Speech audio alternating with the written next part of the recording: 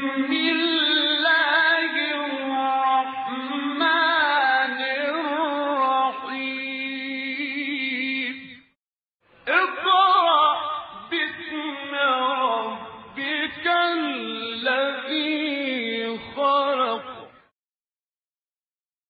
اعوذ باللہ من الشیطان الرجیم بسم اللہ الرحمن الرحیم۔ ناظرین محترم و سامعین کرام، السلام علیکم ورحمۃ اللہ وبرکاتہ۔ درس قرآن کے دوسرے پروگرام کے ساتھ آپ کی خدمت میں حاضر ہوں۔ اس سے پہلے والے درس میں ہم نے حروف کو تنہا پڑھنے کے طریقے آپ کے سامنے پیش کیے، اور اس میں جس بات کی طرف تاکید کی گئی وہ یہ کہ زیر زبر پیش صرف ملانے کے لیے استعمال ہوتے ہیں، ان کو زور نہیں دینا چاہیے، ان پہ ٹھہرنا نہیں چاہیے، ان کو نہیں کھینچنا چاہیے۔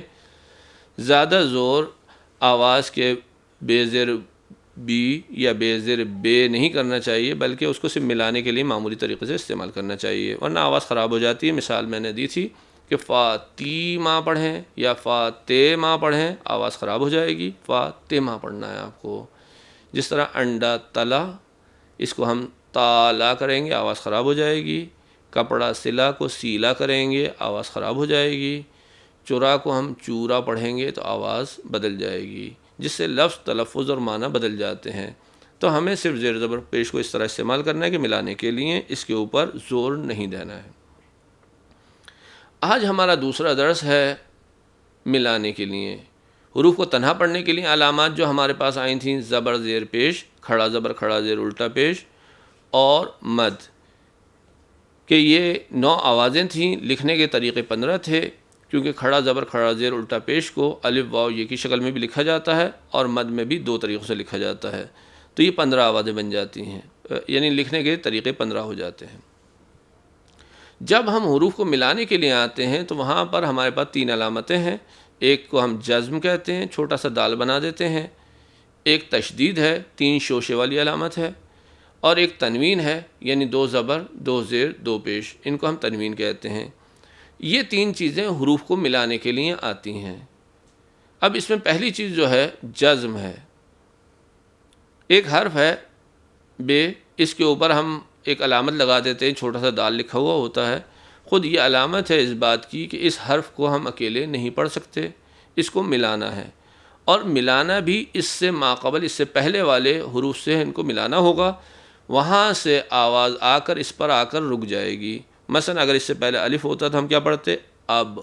اگر رے ہو تو ہم پڑھیں گے رب، آواز آئے گی اور آ کر رک جائے گی۔ تو اس سے ایک جزم والے حروف سے پہلے، حرف سے پہلے کتنی علامتیں آ سکتی ہیں جن کو ہم ملا کر پڑھ سکتے ہیں؟ حرف تنہا کی 9 آواز میں سے پہلی والی 6 آوازیں آ سکتی ہیں۔ مثلا زبر زیر پیش آ سکتے ہیں۔ اگر رے ہم اس سے پہلے فرض کریں تو اور بے ساکن ہو تو پڑھیں گے رب، رب، رب۔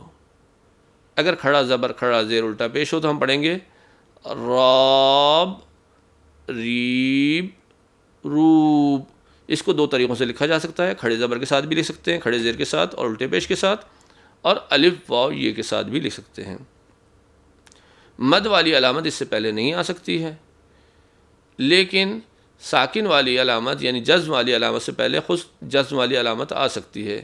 جیسے ہم کہتے ہیں دوست، گوشت، تو وہاں پر ہم دیکھیں گے کہ ساکن سے پہلے ساکن ہے اور ساکن سے پہلے ساکن ہے، لیکن اس سے پہلے زبر ہے، تو ساکن سے پہلے ساکن کی علامت بھی آ سکتی ہے۔ اس کے علاوہ ساکن والے حرف سے پہلے 2 زبر 2 زیر 2 پیش بھی آ سکتے ہیں، یعنی کل 10 علامتیں بن جائیں گی۔ زبر زیر پیش، کھڑا زبر کھڑا زیر الٹا پیش، خود ساکن سے پہلے ایک ساکن بھی آ سکتا ہے، اور ساکن سے پہلے 2 زبر 2 زیر 2 پیش بھی آ سکتے ہیں۔ تو 10 علامتیں ایک حرف ساکن یعنی جزم والے حرف سے پہلے آ سکتی ہیں۔ بس جزم والے حرف کو ہم 10 طریقوں سے پڑھ سکتے ہیں، یا اس کی 10 قسم کی آوازیں ہو سکتی ہیں۔ اب یہاں مہم یہ ہے کہ 2 زبر 2 زیر 2 پیش کو ہم کس طریقے سے ایک جزم والے حرف سے ملائیں گے۔ اس میں یہ ہے کہ 2 زبر ہیں، مثلا رے 2 زبر رن ہے، اس کو ہم بے ساکن سے ملانا چاہ رہے ہیں تو وہاں پر دو زبر کی آواز ایک زبر میں تبدیل ہو جائے گی، اور نون والی جو آواز ہے اس کے نیچے زیر دے کر ملائیں گے۔ رنب، زیر کی والی تنوین ہوتی تو رنب، پیش والی تنوین ہوتی تو رنب۔ قرآن میں اس کے لیے چھوٹا سا نون لکھ دیتے ہیں، جیسے لمزۃ الذی، احد اللہ، محمد المصطفیٰ، علی المرتضیٰ، نوح ابنہ، یومئذ المستقر۔ ان تمام میں کیا ہے؟ تنوین ہے، دو زبر دو زیر دو پیش ہیں۔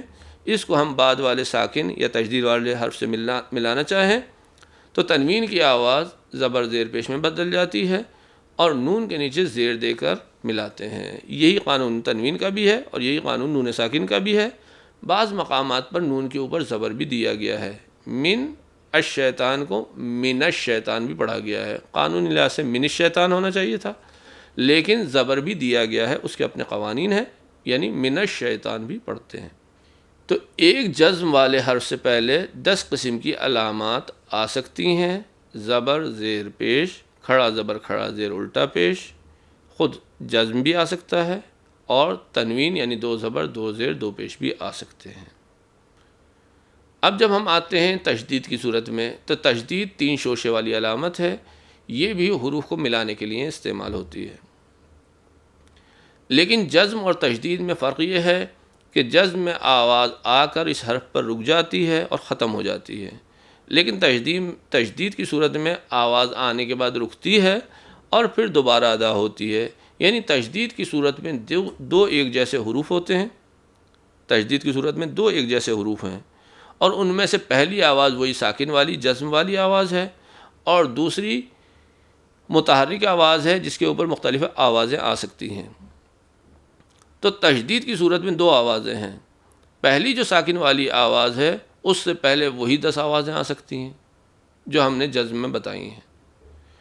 جو دوسری آواز دوسرے حرف کی آ رہی ہے اس کے اوپر 12 علامتیں یا 12 آوازیں آتی ہیں۔ وہ کون سی علامتیں ہیں؟ حرف تنہا کی پوری 9 آوازیں آ جائیں گی یہاں پر، یعنی زبر زیر پیش، کھڑا زبر کھڑا زیر الٹا پیش، اور کھڑا زبر کھڑا زیر الٹا پیش میں مد کے ساتھ یہ 3 آوازیں اور آ جائیں گی، اور 2 زبر 2 زیر 2 پیش جو تنوین کی آواز ہے وہ بھی آ سکتی ہے۔ تو تشدید کی صورت میں ہمارے پاس 2 حروف ایک جیسے ہیں کہ پہلا ساکن ہے دوسرا متحرک ہے، پہلے ساکن والے حرف سے پہلے 10 علامتیں آ رہی ہیں، دوسری آوازیں جو آ رہی ہیں دوبارہ رکنے کے بعد وہ 12 ہیں۔ تو 10 آوازوں کو جب ہم 12 آواز کے ساتھ ملائیں گے تو 120 آوازیں بن جائیں گی۔ تو تشدید والے حرف کو ہم 120 طریقوں سے پڑھ سکتے ہیں۔ اس کو یہاں پر علامتوں کو صفحہ نمبر 10 کے اوپر بیان کیا گیا ہے، اور 120 طریقے سے جو بیان کرنے کا طریقہ ہے وہ صفحہ نمبر 11 پر بیان کیا گیا ہے۔ اس میں صرف یہ بیان کیا گیا ہے کہ اگر ہم پہلے جو 10 علامتیں تھیں اس میں سے زبر کو لیں گے تو 12 آوازیں کیسے بنیں گی، یہی 12 آوازیں جب ہم زیر کے ساتھ لیں گے تو کیسے بنیں گی، یہی 12 آوازیں جب ہم پیش کے ساتھ لیں گے تو کیسے بنیں گی۔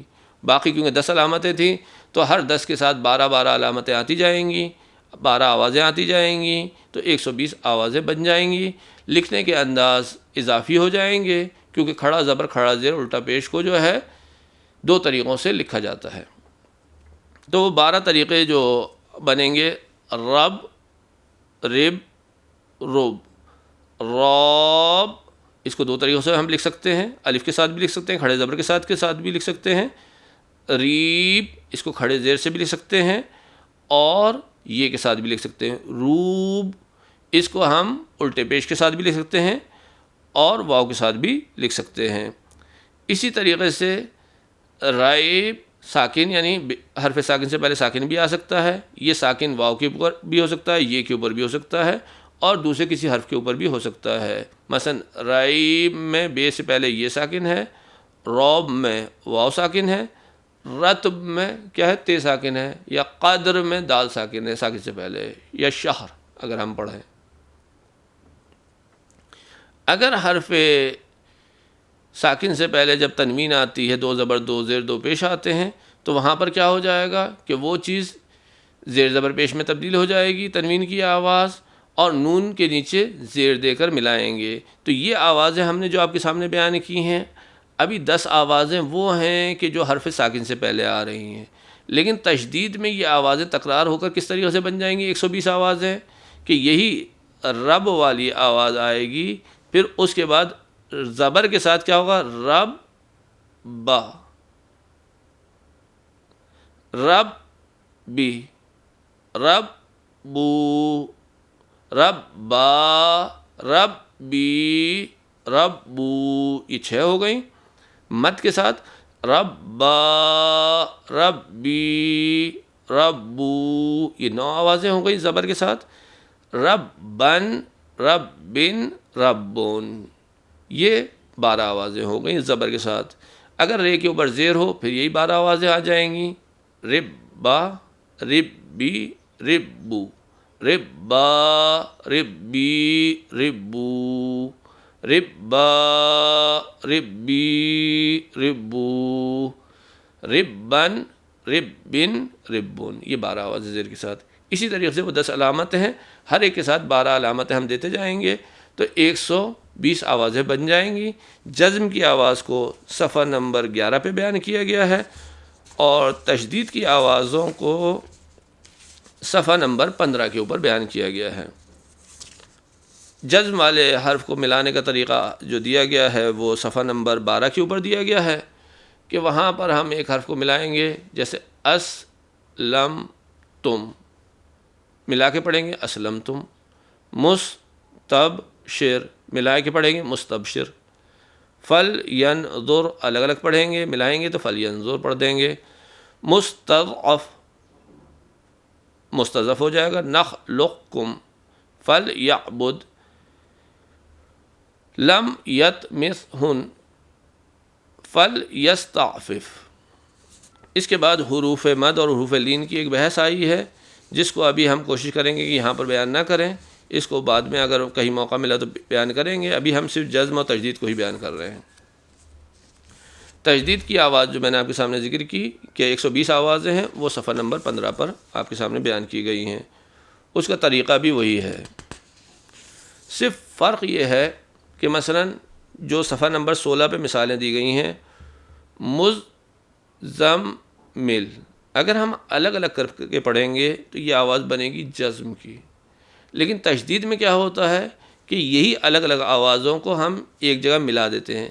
اب ہم اس کو اگر مزمل پڑھیں تو عربی کے لحاظ سے یہ تشدید نہیں ہے، یہ جزم ہے۔ تشدید میں ایک دم ملاتے ہیں شدت کے ساتھ، کیا پڑھیں گے مزمل، مزمل، کہ 2 حروف کو ایک کر کے پڑھیں، آوازیں شدت کے ساتھ ادا ہوں۔ مزمل الگ الگ کر کے نہ پڑھیں ہیں، اگر الگ الگ کر کے پڑھیں گے تو وہ جزم شمار ہوگا عربی میں، تشدید اس کو ہم نہیں کہیں گے۔ تشدید کی صورت میں ہمیں کیا کرنا پڑے گا، مزمل شدت کے ساتھ ادا کرنا پڑے گا۔ مدثر، یہ جزم بن جائے گا۔ مدثر ایک دم جھٹکے سے پڑھیں گے شدت کے ساتھ، یہ تشدید بن جائے گی۔ زینا، یہ جزم کی آواز بنے گی، اور زینا شدت کے ساتھ پڑھیں گے تو یہ تشدید والی آواز بن جائے گی۔ دریون جزم کی آواز بنے گی، دریون شدت کے ساتھ یہ آواز بن جائے گی تشدید کی۔ یشققو، یہ آواز بنے گی جزم کی، لیکن اس کو شدت سے ملائیں گے، یشققو، یہ آواز بن جائے گی شدت والی۔ یہ فرق ہے، اس کا خیال رکھنا چاہیے۔ یا یطوفو، اس کو ہم شدت سے پڑھیں، یطوفو، یا ذریۃن، الگ الگ کر کے پڑھیں گے تو یہ جزم کی آواز ہوگی، لیکن ملائیں گے تو ذریۃن، ذریۃن شدت کے ساتھ پڑھیں گے تو یہ تشدید کہلائے گی۔ اتحاجونی شدت سے پڑھیں گے تو تشدید کی آواز کہلائے گی۔ اتحاجونی الگ الگ کر دیں گے تو جزم کی آواز بن جائے گی۔ شرنفثات الگ الگ کر کے پڑھیں گے تو جزم کی آواز بن جائے گی، ملا کر پڑھیں گے شدت کے ساتھ تو تشدید کی آواز بن جائے گی شر نفاثات، شر نفاثات۔ تو بس جزم اور تشدید میں جو فرق ہے اس کا خیال رکھا جائے کہ جہاں پر بھی جزم ہے اس کو شدت سے نہ ملایا جائے، لیکن جہاں پر تشدید آئی ہے، شدت آئی ہے، وہاں پر اس کو شدت کے ساتھ ملا کے پڑھیں۔ مثلا لفظ اللہ ہے، اگر الگ الگ کر کے پڑھیں گے تو یہ جزم کی آواز ہے، تشدید کی آواز نہیں ہے۔ اگر ہمیں وہاں پر تشدید ادا کرنی ہے تو اس کو ایک دم ادا کرنا ہے، اللہ اللہ، ایک شدت لانی ہے جو ادائیگی کے وقت بھی آنا چاہیے، اور جب ہم ٹھہرنا چاہ رہے ہیں، وقف کر رہے ہیں، وہاں پر بھی اس کا خیال رکھنا چاہیے۔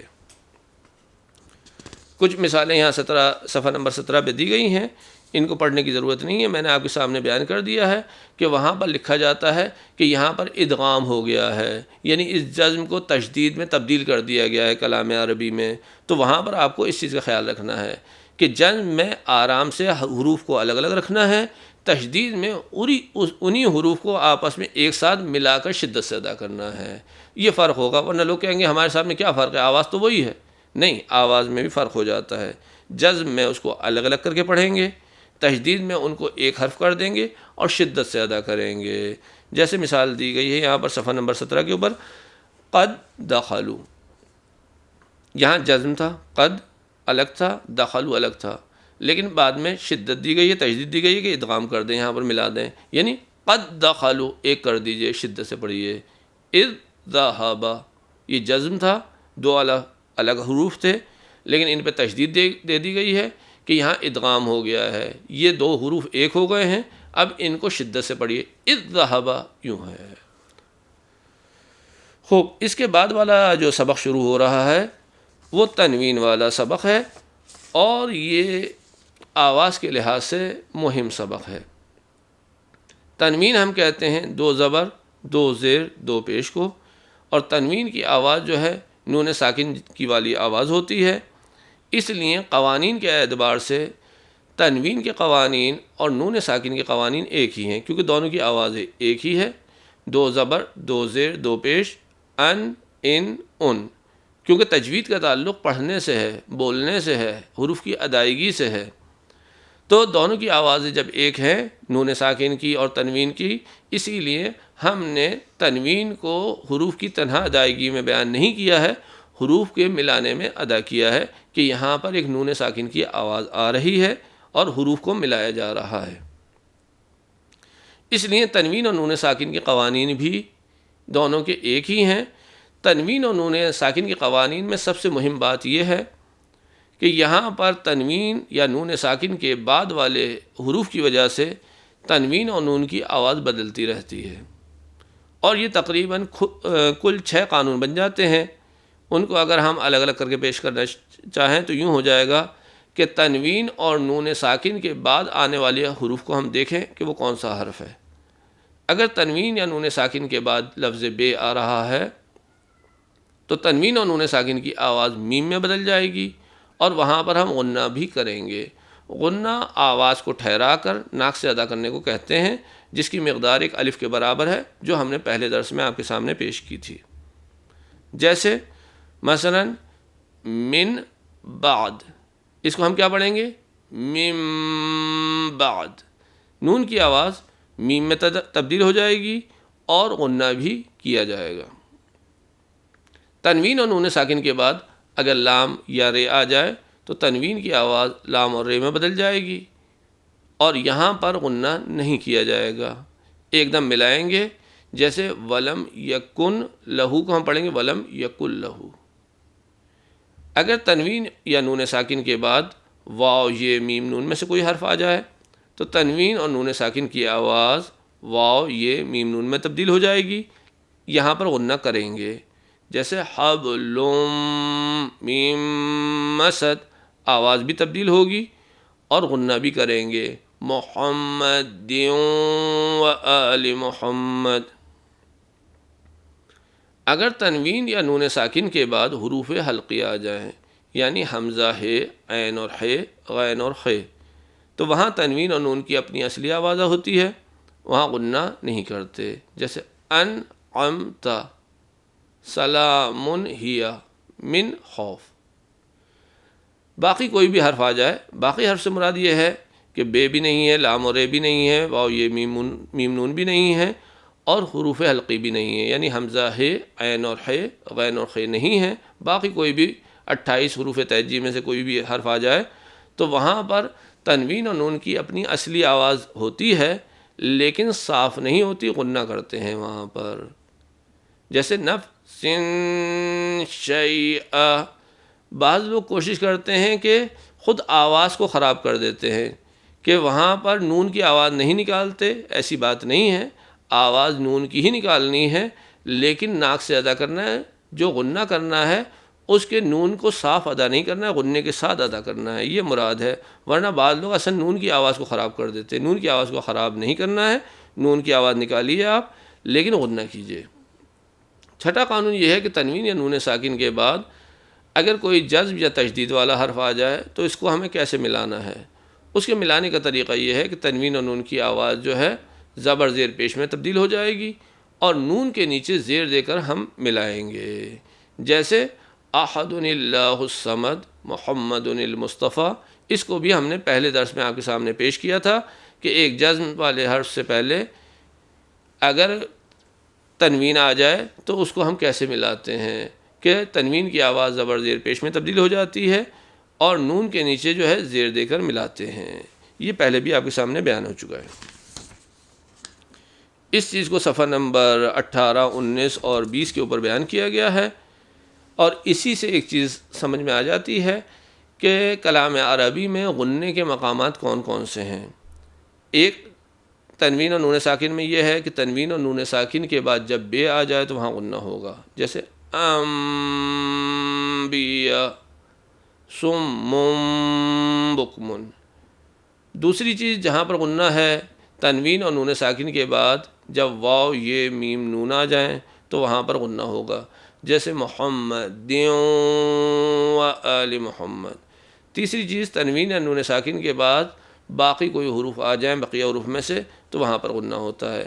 اس کے علاوہ جہاں پر بھی نون مشدد ہو یا میم مشدد ہو وہاں پر غنہ کیا جاتا ہے۔ اس کے علاوہ ایک اور مقام ہے جہاں غنہ کیا جاتا ہے کہ میم ساکن کے بعد میم آ جائے یا میم ساکن کے بعد بے آ جائے، حرف با آ جائے تو وہاں پر بھی غنہ ہوتا ہے۔ تو غنہ کے کل 5 مقامات بنتے ہیں، تنوین اور نون ساکن کے بعد بے، تنوین اور نون ساکن کے بعد واو یہ میم نون، تنوین اور نون ساکن کے بعد بقیہ حروف یا نون مشدد میم مشدد یا میم ساکن کے بعد میم یا میم ساکن کے بعد بے۔ ان مقامات پر غنہ کیا جاتا ہے۔ اس کے علاوہ غنہ کرنا صحیح نہیں ہے، اس سے آواز خراب ہو جائے گی، تو ان کو یاد رکھنا ضروری ہے۔ اب ہم عملی طور پر اس کو پریکٹس کرنا چاہیں گے یا تجوید کے لحاظ سے پیش کرنا چاہیں گے درود کی شکل میں، کہ ایک صلوات میں ہم کس طریقے سے قوانین کا خیال رکھیں۔ میرے خیال سے وقت کے دامن میں ابھی گنجائش نہیں ہے، اس لیے آج ہم اس کو درس کو یہیں پر ختم کرتے ہیں۔ اگلے درس میں ہم اس کو دہراتے ہوئے آپ کے سامنے باقاعدہ اس کی مشق کرنے کی کوشش کریں گے۔ والسلام علیکم ورحمۃ اللہ وبرکاتہ۔